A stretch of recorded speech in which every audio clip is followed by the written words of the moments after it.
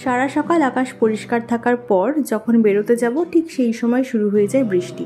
So hey everyone, welcome to my July story day 4। আজকের দিনটা একটু স্পেশাল। কেন স্পেশাল সেটা তোমাদের সবার লাস্টে বলবো। বৃষ্টির জল থেকে নিজেকে বাঁচাতে পারলেও জুতোটাকে আমি একেবারেই বাঁচাতে পারিনি।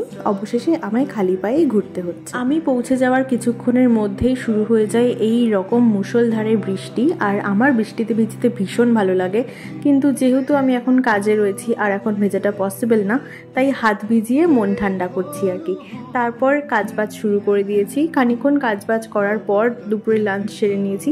আর তারপরেই যে তোমাদের বলছিলাম না আজ একটা স্পেশাল ডে, হ্যাঁ, কারণ আজ আমাদের স্যালনের বার্থডে, 6 ইয়ার্স বার্থডে। তো সেটাই সবাই মিলে একটু সেলিব্রেট করছিলাম।